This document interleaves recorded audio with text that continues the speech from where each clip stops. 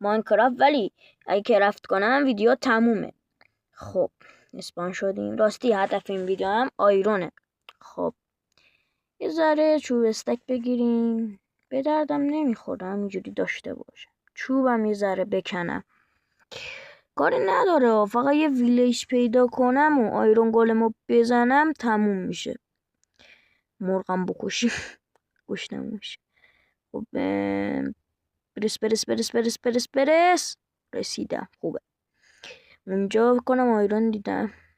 آره آیرون. ای بابا گلدن.